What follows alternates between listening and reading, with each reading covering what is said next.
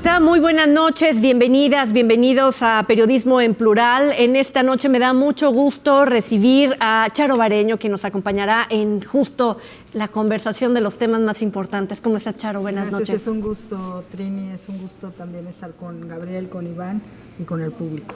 Gabriel Torres. Muy buenas noches, Trini, buenas noches al auditorio. Iván, Charo, bienvenidos. Iván Arrazola, ¿cómo estás? Hola Trini, buenas noches, Charo, Gabriel, un gusto estar aquí. Me imagino que, no desvelados porque fue temprano, pero después siguieron los postdebates y es justo uno de los temas que vamos a abordar en esta mesa y con el que vamos a abrir precisamente el tercer y último debate de las candidatas y el candidato a la presidencia de la República. Antes de que se diera este debate, hubo una gran manifestación, no solamente en Ciudad de México, sino en diferentes ciudades del país, incluyendo Guadalajara. En el centro se reunieron una marea rosa y hablaremos al respecto también, esta manifestación sin duda de color rosa. Y por último, a 14 días ya del próximo 2 de junio, la inseguridad no da tregua y hablaremos de estos eventos en diferentes partes del país que no dejan tranquilo precisamente a la población, impactos, asesinatos, homicidios contra candidatas y candidatos en el país. Aquí en Guadalajara, pues no se diga, también tuvimos por ahí algunas historias terribles, ¿no?, que se registran de manera ya pareciera habitual. Así que comienzo contigo, Charo, si me permites. Me imagino que, digo, como todos los que estamos en esta profesión, vimos el debate más que por una cuestión de atracción, sino una responsabilidad, Charo. Profesional.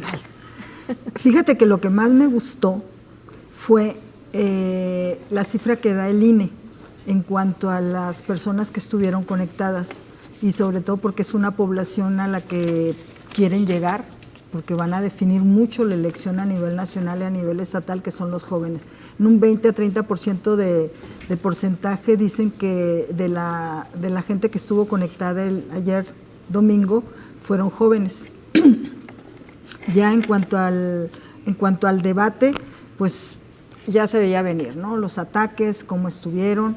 Xóchitl Gálvez de la coalición Fuerza y Corazón, la vi más suelta, con ataques muy directos. Sin embargo, yo la noté, aún así la noté desesperada, enojada o molesta. El semblante después le fue cambiando. De hecho, digo, cada vez que daba un ataque a Claudia Sheinbaum de la coalición Sigamos Haciendo Historia, volteaba, como cuando estás en la escuela o cuando estás con tu mamá, ¿no? Y que le das y esperas la respuesta. Claudia Sheinbaum no le hizo caso en ciertas cosas, le respondió, pero se le resbaló. A mí se me hizo más fresco Jorge Álvarez Maínez, de Movimiento Ciudadano, con propuestas. En cuanto a la doctora Sheinbaum, llegó así con su perfil muy presidenciable, muy sobria ella, pero también tuvo momentos acartonados en su expresión. A mí eso de al final cuando le haces así, que no sé qué, yo no digo que no hay necesidad.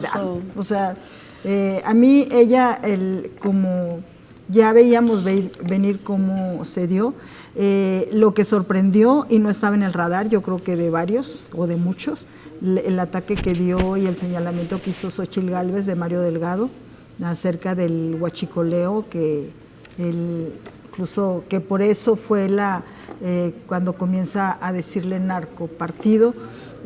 Por la investigación que se le sigue por a Mario. La investigación, sin embargo, hoy el dirigente nacional de Morena, Mario Delgado, dijo, tan no es así, aunque voy a solicitar al gobierno de Estados Unidos si hay una investigación en mi contra, sin embargo, no hay nada de eso, que es una venganza de Francisco Vaca, Cabeza de Vaca, por no haber estado en la lista, no sé, o sea, por venganza, no, él lo estaba manejando así, dice, tan es así que no hay nada en mi contra, que me permitieron estar en Estados Unidos, viajé a Estados Unidos con Claudia Sheinbaum y no me detuvieron, pero bueno, esa es una. En cuanto a Sheinbaum, le reviró cuando le dice eso, y le saca toda la lista de expresidentes y exgobernadores ligados con casos de corrupción, incluso de ligados con el crimen organizado. A mí lo que también me hace y me brinca es de que no hacen caso al Instituto Nacional Electoral en cuanto a cosas por ejemplo, que no se permiten o el reglamento que firman ya previo. El narcopartido no debería de haberlo utilizado Xóchitl Gálvez. No se utilizó ya por parte de Sheinbaum la palabra candidata corrupta, o sea, eso, la candidata de las mentiras, por ejemplo. Ese tipo de cosas se tuvieron que cuidar. Xóchitl aprovechó el tiempo que estaba hablando Sheinbaum para poner los carteles, que tampoco lo puedes hacer en el tiempo que no te toca, ¿no? A mí es un debate que ya lo veíamos venir, es el último debate que íbamos a ver esos ataques, esos señalamientos, y pues es poco que puedas definir o inclinar la balanza en una elección que ya estamos a menos de 2 semanas y donde pues es un debate que no cambia, un debate que ofreció lo mismo o incapaz de causar algún cambio en la decisión de la población, Iván. Me gustó el debate, me gustó lo que vi, los temas que se plantearon son muy reveladores respecto a lo que cada una de las candidatas y el candidato proponen. Esta última parte donde se habla sobre el tema de la división de poderes fue muy interesante, me hubiera gustado que se pudiera profundizar pues un poco más en ese aspecto, pero bueno, me parece que al final de cuentas es un debate que sí nos da una idea más clara de cómo es que se pretende gobernar este país. Por ejemplo, en el tema de seguridad, Claudia Sheinbaum es muy clara, ¿no? Lo vamos a discutir un poco más adelante en el sentido de, ella dice, bueno, vamos a atacar las causas, y las causas significa más programas sociales, ¿no? Sí. Dice también más Guardia Nacional, no es momento de parar el tema de la militarización, al contrario, hay que tener más elementos de la Guardia Nacional pues para poder cuidar al país. Planteó un tema que es el tema de la coordinación y lo acompañó con algo que me parece también muy revelador en el sentido de, y la coordinación requiere mantener la prisión preventiva oficiosa, ¿no? Creo que para un partido que se dice de izquierda, ese tipo de posturas pues son, vamos a decirlo así, pues por lo menos… Contrarias o digo, no sé si realmente podamos definir que Morena es un partido de izquierda, ¿no? O al menos 100%. En el caso de Xóchitl Gálvez y de Álvarez Maínez, me quedo un poco con esta idea de que el tema de la seguridad, ellos pues lo ven, sí, hay que frenar la militarización, pero no hay como un elemento más claro, no hay como un elemento más contundente que nos permita decir, esta es la forma en la que quieren gobernar. Además de que, bueno, hay aspectos que me parece que se abordan de manera muy superficial, como el tema de las desapariciones, como el tema de las fosas, como el tema de la atención a las madres. No entraron, ¿verdad? No entraron, ¿no? Entonces, estábamos en un momento, me parece, pues muy importante, en un momento definitivo, que me parece que de alguna forma Xóchitl Gálvez pues es la que lo termina desperdiciando, ¿no? Y lo termina desperdiciando porque se centra mucho en la cuestión del ataque, en esta cuestión del libro de Anabel Hernández, en esta cuestión de lo muy que… cuestionado también. De lo que ya mencionaba Charo acerca del líder del partido. Entonces, esos ataques me parece que de alguna forma también Xóchitl Gálvez no articula de manera adecuada, y en el momento en que lo trate de hacer, por ejemplo, cuando le dice a Claudia Sheinbaum, entonces los testigos protegidos, en el caso de García Luna, sí son válidos, pero cuando se trata del presidente, ahí no. Entonces le dicen a Claudia Sheinbaum, ¿qué tiene que decir? ¿Va a responder a esto? Y dice, sí, voy a responder. Y responde, la percepción de inseguridad en la Ciudad de México ha disminuido tanto por ciento. O sea, en ese sentido, me parece que Claudia Sheinbaum fue muy habilidosa, ¿no? La parte final del debate también me gusta mucho estas preguntas que se hacen entre las candidaturas, ¿no? Cuando le preguntan a los tres, bueno, se necesita un gobierno de coalición. Álvarez Maínez pues le pide una carta le hace una carta a Santa Claus de necesitamos un sistema parlamentario. Bueno, ya, eso es como de otro planeta, ¿no? Definitivamente. En el caso de Xóchitl Gálvez, que fue la que hizo la pregunta, sí, claro que necesitamos un gobierno de coalición. Y en el caso de Claudia Sheinbaum, dice, bueno, no, pues en realidad tenemos una mayoría y esa mayoría es la que tiene que ejercer el poder. Sí, tenemos que cuidar la parte de la representación de las minorías, pero con esta mayoría que tenemos podemos salir adelante. Entonces, hay me parece elementos en este debate que sí dejan muy claros cuáles son las propuestas y cuál es la posición de cada una de las candidaturas. En ese sentido, me parece quizás el debate más interesante, el más importante de los tres. De hecho, y voy a resaltar dos cosas. Uno, que cuando hablan de las madres buscadoras, la discusión se centró en si recibe o no recibe a las madres buscadoras y no del fenómeno como tal y la solución. Y también hubo otro ahí, una pregunta clave donde hablaban de migración y les sueltan la pregunta, les dan la opción de que alguien quiera hablar del tema. Y Maínez y Xóchitl Gálvez se quedan callados y solamente Claudia Sheinbaum dice algo muy breve, ¿no? Como si el tema migratorio no fuera tan importante. ¿Se les fueron las oportunidades, Gabriel? Totalmente.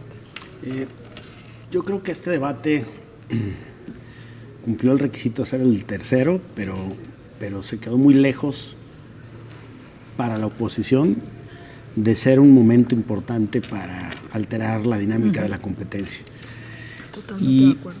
Y digo que se quedó muy lejos porque por la mañana el discurso de la candidata del Frente Opositor, de Xóchitl Gálvez, durante la marcha ciudadana, digo ciudadana entre comillas porque pues ya tomaron posición política, ¿no?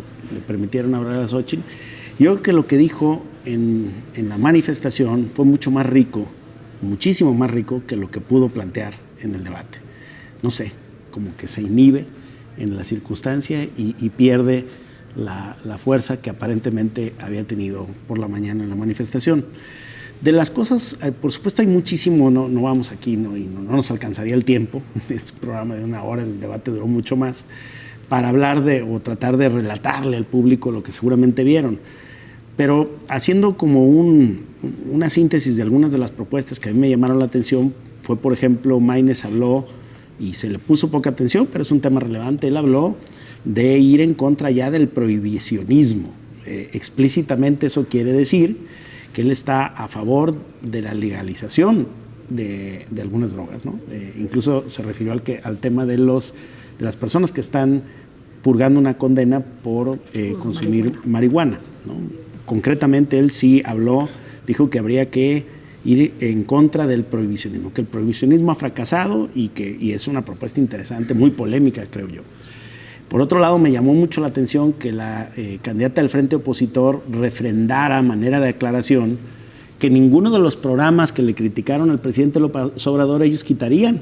Bueno, entonces, ¿de qué se trató todo? Sí. 6 años de críticas por programas que dijeron que eran populistas y ellos lo que hicieron ayer es decir que van a sostener todo. No, y que los van aparte a pulir. No, y que incluso hasta un rebetito le ponen. Ajá. Entonces, pues ya no entendí dónde está la diferencia entre o sea, terminan coincidiendo entonces con los programas sociales o les dio frío con el asunto y terminaron echándose para atrás en un tema sumamente relevante.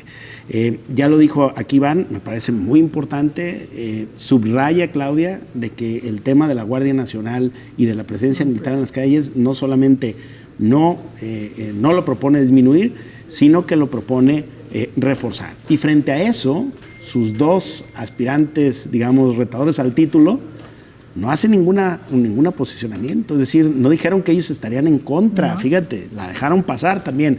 Es decir, en muchos temas que son de fondo, no de forma, Trini, que no son dimes y diretes, que son de fondo, yo lo que vi es que se lanzaron propuestas que nadie más contestó, ¿no? Algunos de ellos las dijeron, otros no volvieron a contestar, no abordaron el asunto. ¿No las cacharon porque estaban distraídos? Exacto, cada quien en lo suyo. Y de repente dándose algún alfilerazo, pero cada quien en lo suyo como autistas, ¿no? En un debate. Y sí, el lenguaje corporal, yo de Xóchitl sí lo vi en cierta manera, en cierta parte, la primera mitad del debate un poco desencajado, volteaba y se veía enojada, hiperactiva, poniendo como bromas, ¿no? Que la nariz y todo eso. Pues yo no sé si eso le consigue votos o más bien le resta seriedad a su personalidad y a su propuesta política. Pero bueno, pues el gusto se rompe en géneros.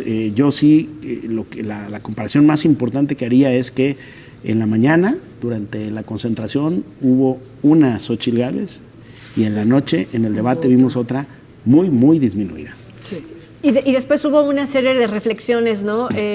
Hablaran, por ejemplo, y tú bien lo dices, ¿no? No vamos a tomar cada uno de los temas, pero hay uno que llamó la atención también, es el desaparecer o no las diputaciones o las legislaturas plurinominales. Lo que dijo, ¿no? Reducción de 100 sí. diputados proporcionales. No, lo dijo Sheinbaum.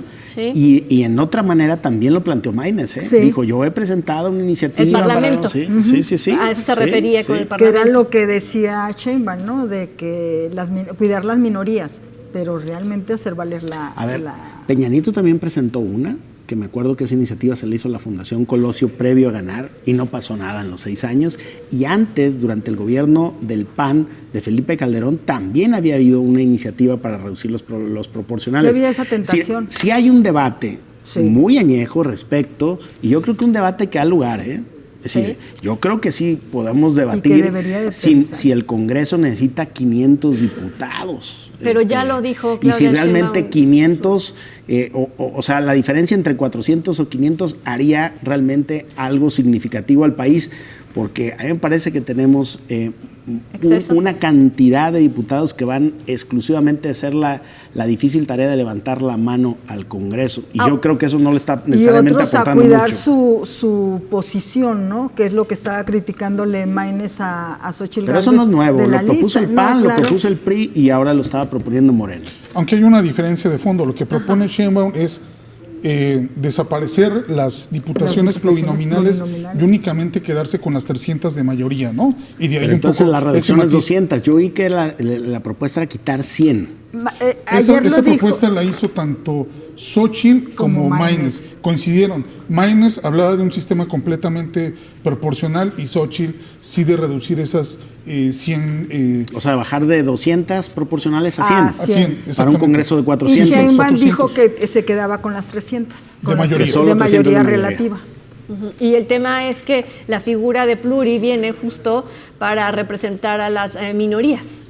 Y cuando se supone que la izquierda es justo quien ha peleado a través de la historia la representación de las minorías, a través de esas figuras. Bueno, de hecho ayer una palabra que utilizó Claudia Sheinbaum acerca de que era una ironía del destino en donde se estaba celebrando el debate, recordando precisamente lo que había Tlatelolco. ocurrido en Tlatelolco en 1968 y paradójicamente, pues lo que estaba planteando el día de ayer por la noche Claudia Sheinbaum era militarismo, ¿no? En temas de seguridad. Entonces, me parece que se lanzan ahí mensajes. A mí en ese sentido, sobre todo la última parte del debate, me deja muy claro, por ejemplo, cuando están discutiendo la cuestión de la división de poderes, ¿no? Y dice Claudia Sheinbaum, es que la división de poderes se da también cuando el poder político se separa del poder económico, ¿no?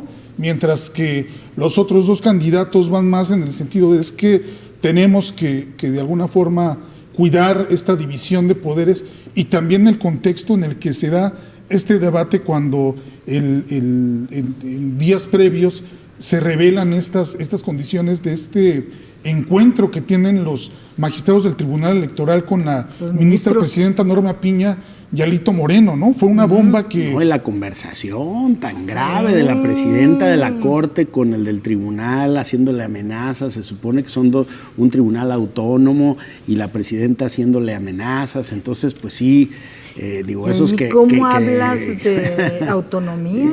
¿Cómo se ¿Cómo respeta ahí la hablas? autonomía? O sea, ¿cómo ¿no? hablas?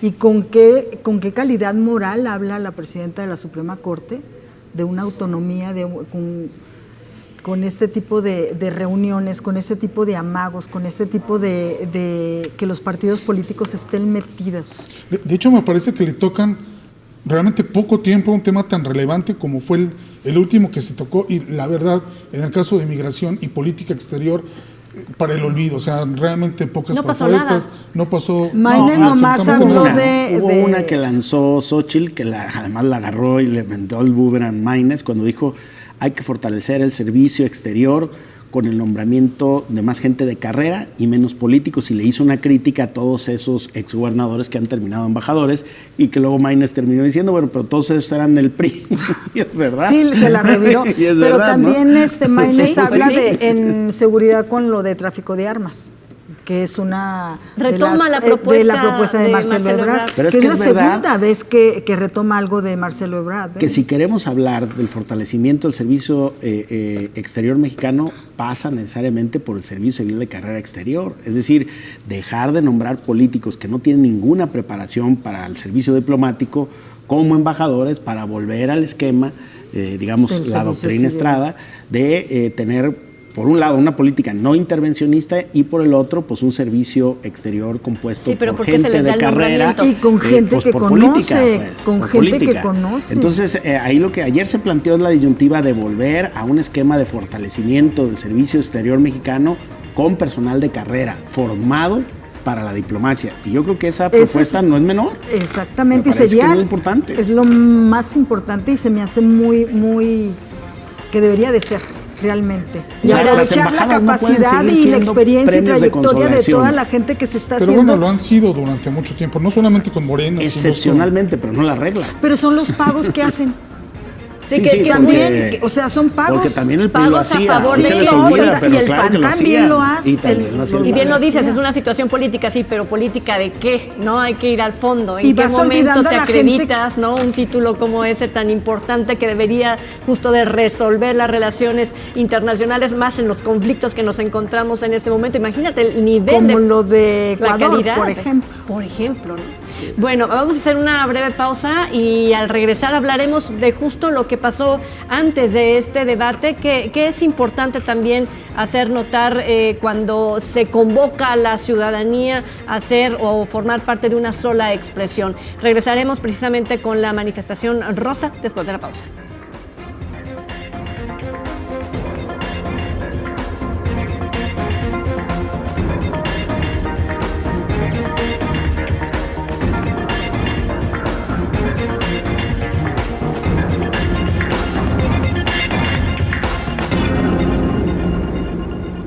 Bueno, ya estamos de regreso. Muchísimas gracias por estar en Periodismo en Plural. Nuestro tema es la manifestación rosa, la marea rosa, que en diferentes ciudades, como ya lo habíamos comentado, del país y aquí en la zona centro de Guadalajara también se dieron cita cientos y cientos, miles de personas, a lo cual también se refirió hoy el presidente Andrés Manuel López Obrador, ¿no? Dijo, sí, en efecto, se llenó el Zócalo, fue una respuesta muy buena, se ondeó la bandera, no como en eventos pasados donde se eliminaba, no se quitaba la bandera del Zócalo, ahora sí, como si fuera también una concesión del gobierno.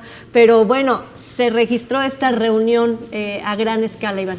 Se registró esta reunión a pesar de la polémica que la rodeó, ¿no? En primer lugar, pues por declarar esta marea rosa que a quien iban a apoyar y a quien iban a invitar como su oradora principal, pues iba a ser Xóchitl Gálvez, ¿no? Lo cual, pues evidentemente este movimiento que inicia por una defensa del INE, pues se termina convirtiendo, al final de cuentas, pues en un movimiento político, ¿no? Y digo, hubo muchas cosas alrededor, previo a esta marcha del domingo, que realmente llaman la atención, ¿no? Lo primero, me parece, es la posición de Guadalupe Tadei, presidenta del INE, sí, al pedir que no usaran los colores rosa en esta marcha. Me parece que es una declaración desafortunada de la presidenta del INE, porque bueno, el color rosa no es privativo de nadie, ¿no? O sea, color. De ningún color, lo puede usar color. Y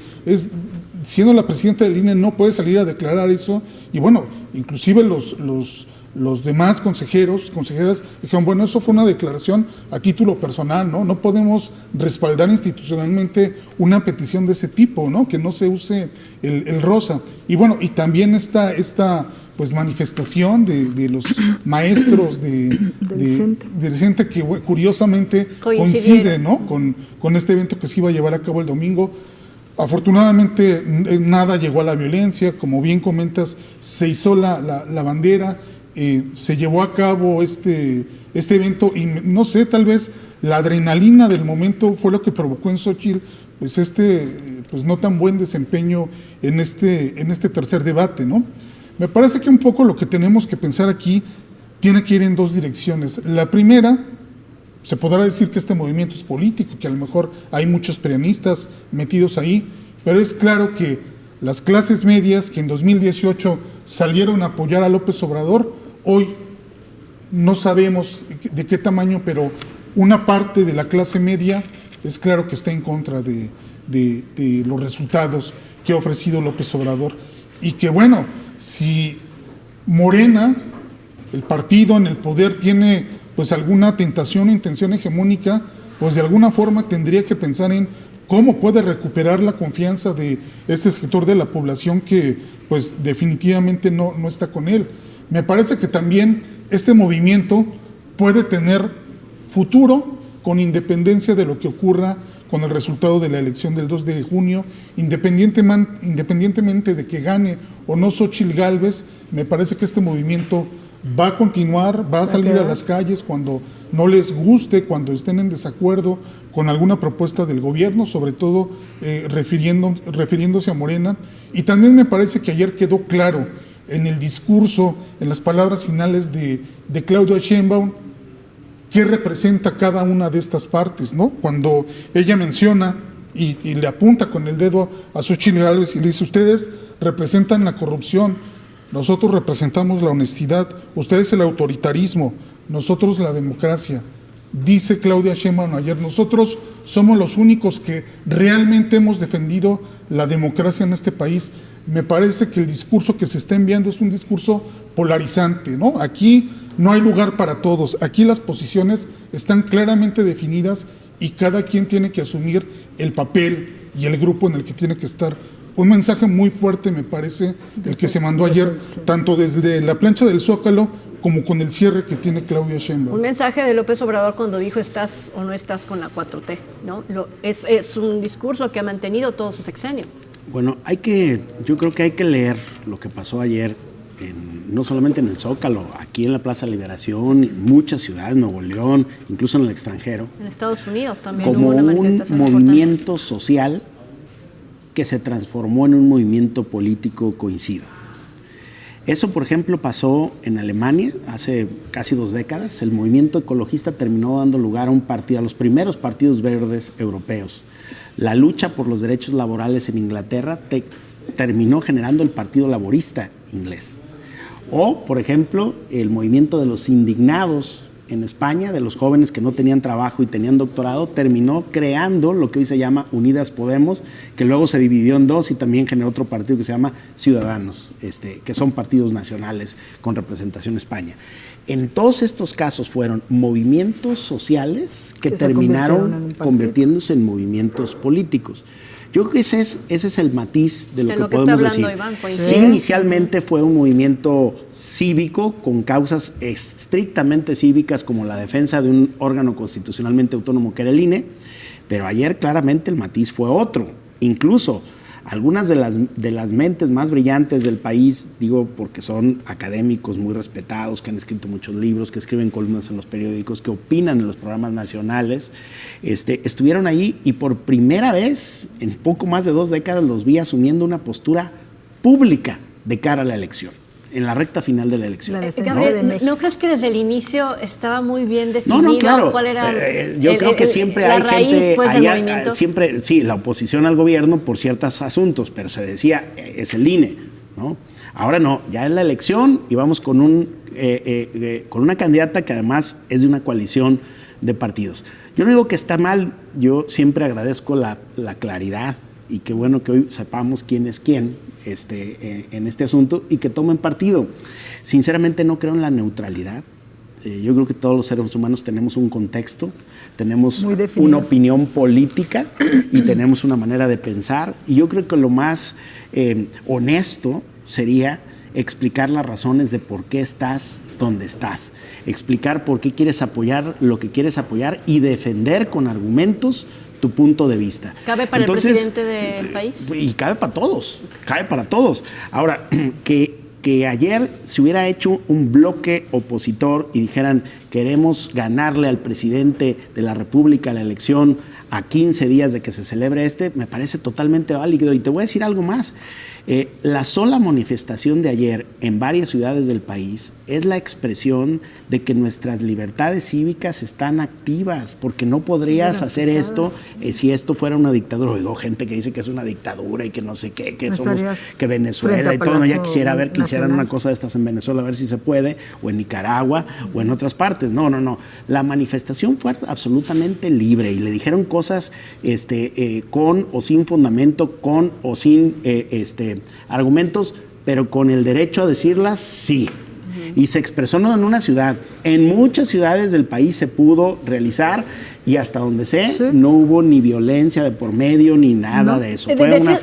Fue una fiesta, dijeron por los propios organizados, una fiesta cívica, porque participaron ciudadanos. Ahora, que hoy ya no fuera un tema como un órgano constitucionalmente autónomo, sino que el tema ya fuera la elección presidencial y dejar y invitar como oradora a la, digamos, candidata del bloque opositor de cara a una crítica también que le están haciendo con la marcha, significa también una crítica al Movimiento Ciudadano, que no fue menor también, pues yo creo que es una toma de postura que yo agradezco de muchos actores políticos, intelectuales, que operaban en la neutralidad y que hoy finalmente tienen una postura, y yo creo que es mejor saber quién es quién, que nos den gato por liebre. Hace un momento que estábamos fuera de cámaras, comentaste que a lo mejor no era tan positivo que justo se involucrara a un movimiento o una manifestación que se pretendía presentar como ciudadana. Lo dijo Gabriel ahorita. ¿A ti no te gustó? Yo realmente creo que a Xochitl le hubiera beneficiado más que todos esos, bueno, ya sabemos, le dio la bienvenida a Claudio X, o sea, todo ese sector de la población del sector privado que está apoyándola fuertemente. Ayer, antes de iniciar la marcha, le dio la bienvenida a ella, Sergio Taboada, incluso le pusieron un vehículo para que esperara. Esa marcha que inició a favor de la democracia, pintada de rosa inclusive, y que ahora, pues, otra vez, ¿no? 95,000 personas. Pudiera ser, ¿no?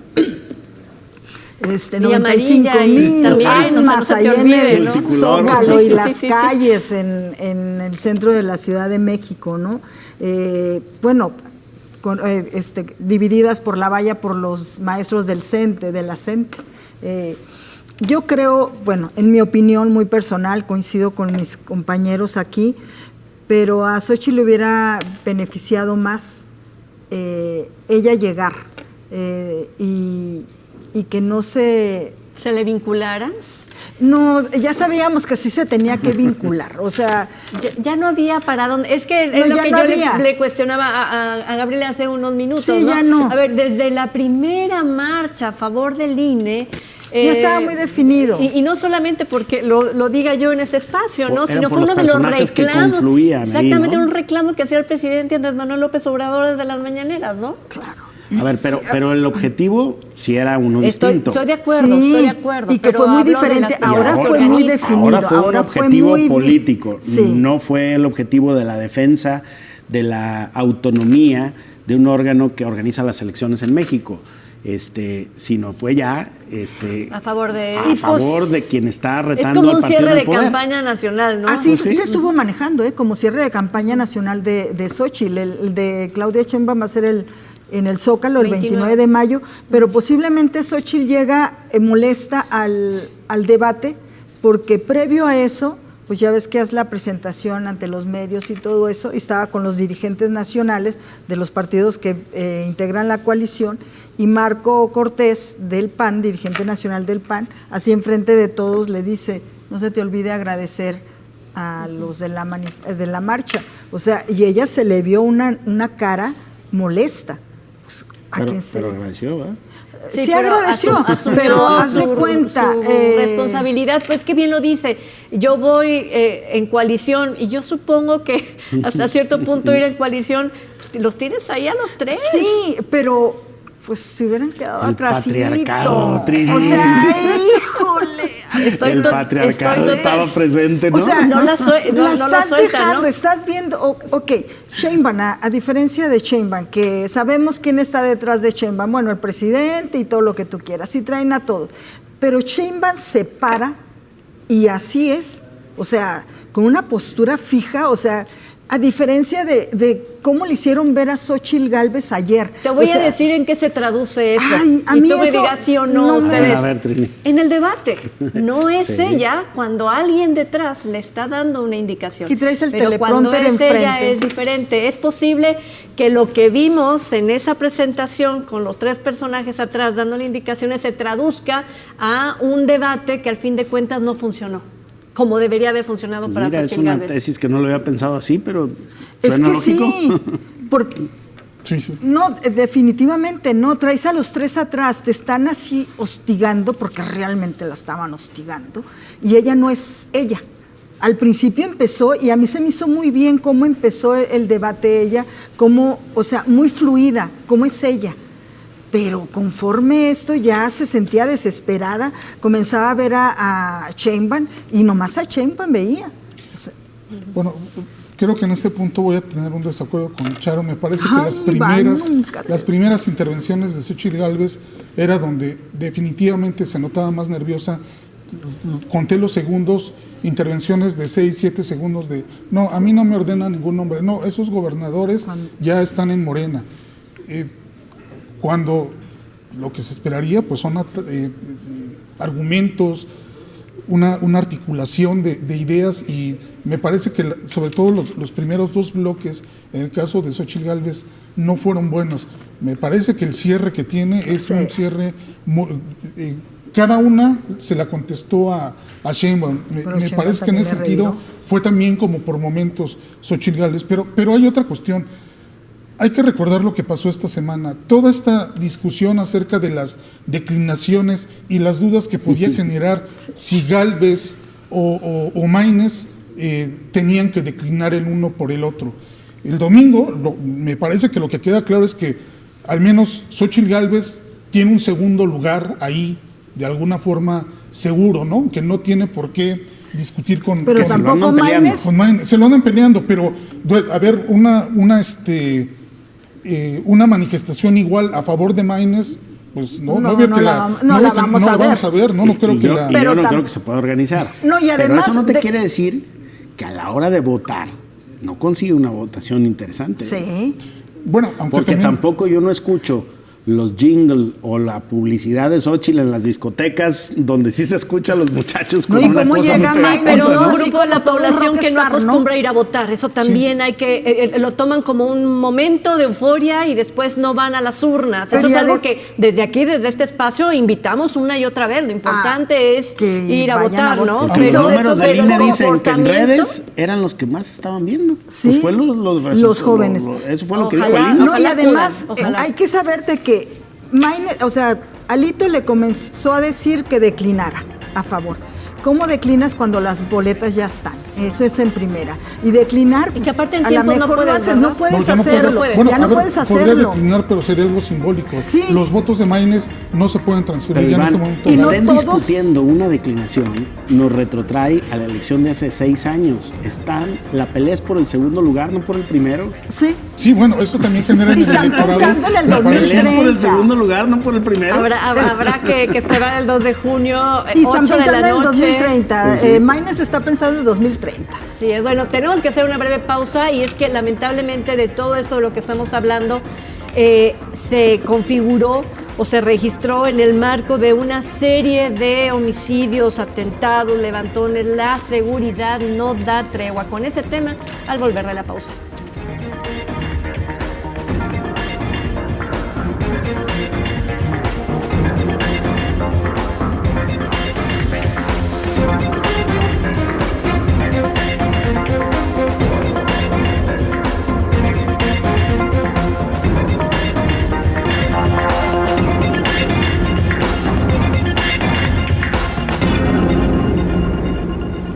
Bueno, se comenzaron a registrar todo el fin de semana una serie de eventos de inseguridad que llaman la atención justo en el momento también del debate, o cuando el domingo era justo los reflectores en un movimiento político. También en Chiapas se registraban otros, aquí en Jalisco. Lamentablemente no hay nada que pare estos eventos de inseguridad. Charo, revisamos pues la agenda de los medios de comunicación y son muchas salpicadas, ¿no? Sí. Que de verdad ponen pues en jaque, ¿no?, la seguridad y la tranquilidad de la población. Sí, bien lo dijiste, ¿no? Aquí en Jalisco, el fin de semana, inclusive en Chapultepec hubo un asesinato en la glorieta Chapultepec. El mes pasado levantones en Sinaloa, en Culiacán, bien lo dices, en Chiapas, y lo hemos venido platicando y analizando en programas desde que empezamos con las precampañas, las campañas, y cómo han sido, o sea, asesinatos de candidatos aspirantes primeramente a una candidatura y después ya siendo candidatos, ¿no? Una de las elecciones más grandes que va a tener este país, con más de 20,000 cargos de elección popular, y ya está manchada de sangre, lamentablemente, y que esto puede recrudecerse en los posteriores días, lamentablemente. Ojalá que no se diera, inclusive el mismo día de la jornada. Aquí, pues obviamente las autoridades de los 3 niveles de gobierno están con estrategias y operativos, no los dan a conocer obviamente por obvias razones, estrategia que tienen ellos. Sin embargo, hay lugares con focos rojos, que ya lo ha manifestado el Instituto Nacional Electoral, que incluso los propios gobiernos a nivel estatal, a nivel federal y a nivel municipal tienen ya señalados. Los partidos políticos han demandado ese mapeo de delincuencial o mapeo rojo que hay, de focos rojos que hay en el Estado y a nivel nacional, y no se los han dado, o a lo mejor lo han dado en lo corto, ¿no? Pero las declaraciones que han dado los dirigentes de partidos políticos es que no los tienen, y sí hay un cierto riesgo, hay un cierto temor en ciertas zonas del país, en ciertas zonas del estado, sobre todo en municipios donde los llamamos zonas calientes, ¿no? Donde están copados o hay vinculación del crimen organizado, o donde está apostado el crimen organizado, porque los levantones, por ejemplo, de la privación ilegal de personas que se han dado, por ejemplo, aquí en el estado, el 2020 fue uno de los años críticos aquí en personas privadas de su libertad de forma ilegal, y esto se ha recrudecido no solamente aquí en el estado, sino a nivel nacional. Y este tipo le comentaba eso a Iván antes de entrar al programa, de que las personas privadas de forma ilegal no hay un seguimiento por parte o no las incluyen en las cifras de seguridad o las cifras de delitos, ¿no? Porque eso obviamente te levanta la percepción de delitos que aumentaron, de inseguridad, de percepción de inseguridad de la población, ¿no?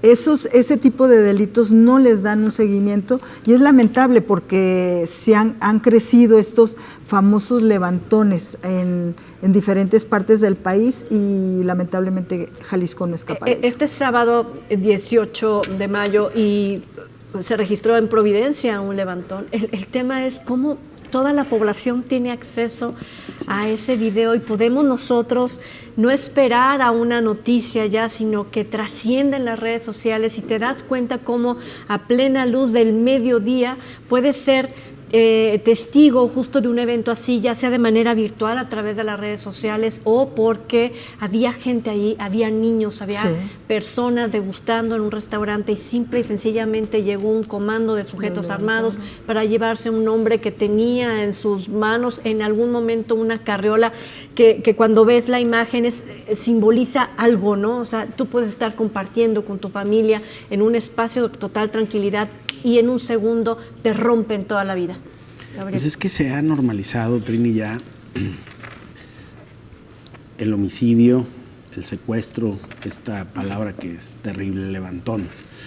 Estamos hablando que al día 80 mexicanos pierden la vida, en promedio. Al día estamos en una cifra actual de 80 mexicanos que son asesinados de forma dolosa en el país por razones relacionadas con el crimen organizado. Y entonces hemos también caído en la explicación fácil de decir que a quien le sucede esto necesariamente es porque andaba en malos pasos. No quiero decir que no haya gente que de alguna manera aumentó su nivel de riesgo participando en alguna actividad o siendo cómplice de alguien, pero de ninguna manera puede ser una justificación para quitarle la vida a una persona, para torturarla o para descuartizarla y además desaparecerla, dejarla por ahí en una fosa común. Pero como esto está ocurriendo en 80 personas al día en México, pues lo que ha habido es como un proceso de normalización. El ser humano a todo se adapta.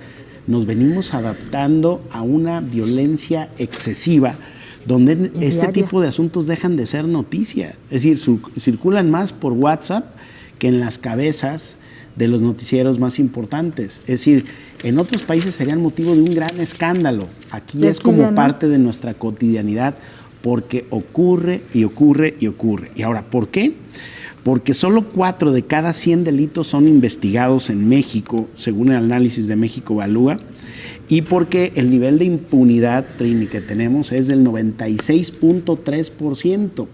Es decir, es muy rentable para el crimen organizado matar personas, levantar personas, secuestrar personas, descuartizar personas, cuando el 96.3% de los delitos ni siquiera se investiga. No te voy a decir que se resuelva, ni siquiera se investiga.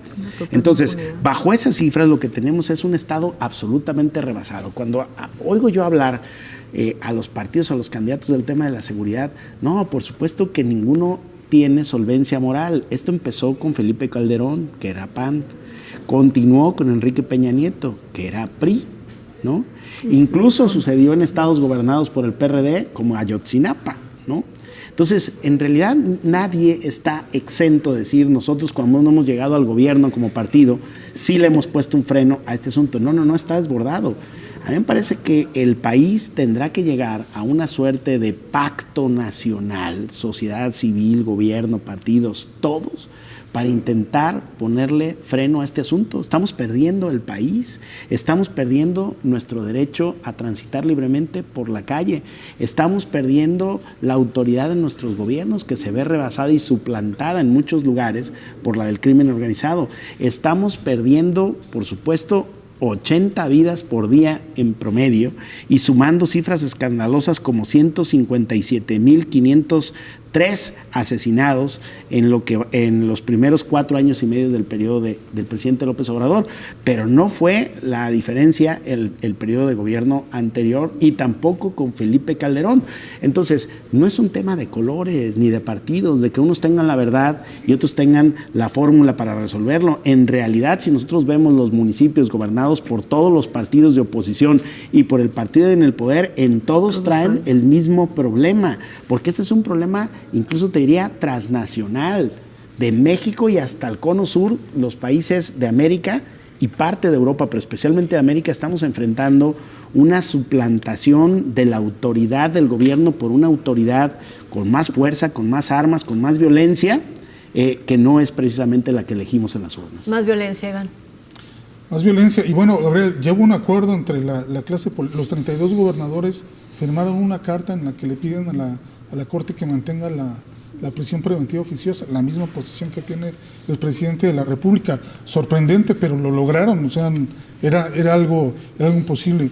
Mira, cuando hablamos de estas cifras de que disminuyen los homicidios dolosos, ¿no? Se mencionaba, por ejemplo, ayer estadísticas en el debate han disminuido los secuestros. Es bueno, la candidata Claudia Sheinbaum dice, parte de nuestra estrategia de seguridad es cero impunidad. Ya Gabriel mencionaba las cifras, bueno, cero impunidad, ¿dónde? ¿No? O sea, creo que ni en Dinamarca hay algo así. Claro, pero efectivamente, lo que estamos viendo, me parece ya a estas alturas, es que hay un claro modus operandi, esta cuestión de llamarle levantón a lo que no puede, a las cosas se les tienen que llamar por su nombre, y esto es un delito, estás una desaparición secuestrando a una persona, claro. te la estás llevando por la fuerza, no se le puede catalogar de otra manera. 20 desapariciones al día en México. No tendremos la suficiente capacidad, la suficiente fuerza en inteligencia como para poder aprender un poco de cómo funciona, de cómo opera el crimen organizado para poder generar estrategias. Si bien ciertamente no nos pueden decir cómo es que van a trabajar las autoridades, pues ellos sí deberían de contar con esa información, sí deberían de contar con todos esos datos que permitan generar mejores estrategias para hacer frente a un problema de estas características. Transnacional además. Entonces, me parece que en ese sentido, mientras no se convierta esto en una prioridad, no se convierta esto en una exigencia ciudadana, así como salimos a apoyar al INE, exacto, tendríamos que salir también a exigir mayor seguridad. Hubo el fin de semana una marcha en vestidos de blanco. Más que esa no la financia Claudio X González, y ahí no le quieren meter centavos. Pues pero se registró, de vidas, pero se registró. Bueno. Y que no me parece que sea en prioridad una causa menor. Debería de ser Claro, debería de ser principal. La prioridad, pues estamos perdiendo el país. Sí. Ya se había registrado en años pasados, en administraciones pasadas, no estoy hablando de este gobierno, estas grandes mareas blancas, ¿no?, que llegaron al Zócalo, a la Ciudad de México. Hubo una muy fuerte que llegó al Zócalo de la Ciudad de México. Tomarnos en serio el tema de la seguridad a 14 días del proceso electoral, pero ¿después qué? ¿Después qué viene, no? Después de esos 14 días. Pareciera que estamos pensando que hay un tiempo, ¿no?